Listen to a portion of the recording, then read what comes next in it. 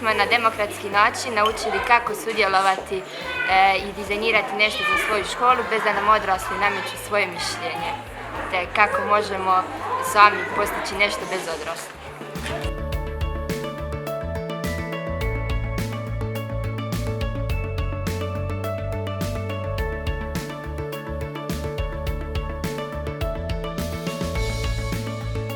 Virtualna radionica participativno budžetiranje, naučili smo kako osmisliti vlastite ideje i projekte. Predstavnici 6. razreda su imali ideje umjetna trava, slačionica, a 7. razreda stolni tenis, stolni nogomet i klupe i stolice ispred škole.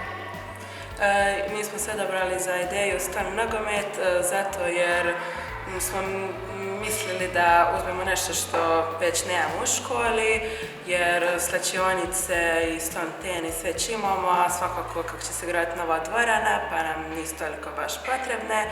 A i mislimo da stolni nogomet može služiti svima koji imaju slobodne sati kad je vanka grubo vrijeme da se zabavljati.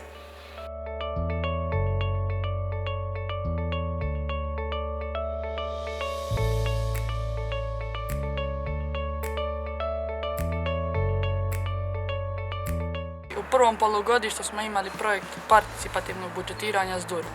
Budžet nam je bio 10.000 kuna. Nakon razmatranja ideja jednoglasno smo odlučili se za penjalicu. Znači, odlučili smo se za penjalicu zato što smo vidjeli da se mnoga djeca vole penjati i tako razvijati motoričke sposobnosti, pa smo im osigurali neko sigurno mjesto za igru i zabavu. Još jedno igralište lijepo vidjeti u okolici ove škole. Nadamo se da će mladim generacijama ovo svidjeti, da će naučiti bolje motoričke sposobnosti. Također u obzir dolazi još dodatnih planova na kojima trenutno radimo.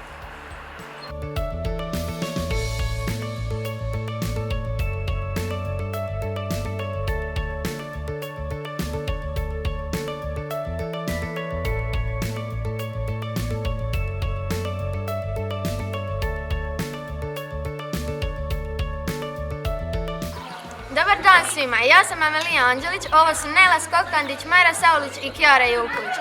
Mi smo 6D osnovne škole Ivana Gundulića i danas ćemo vam predstaviti naš projekt pod imenom Vanjska učionica. U početku smo mislili da će ovaj prostor biti premalen, ali kada su krenuli radovi je ispalo sve još bolje nego što smo očekivali. Sa profesoricom iz prirode smo neki dan sadili biljke i ona nam je pokazala tehniku kako se sade biljke.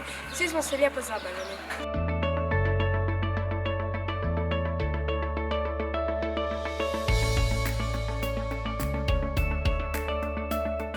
Kao što su cure već rekle, svima se ideja svidjela, pošto s obzirom na toplu klimu našeg grada imamo dosta sunčanih dana, to jest možemo više vremena boraviti na vanjskoj učionici.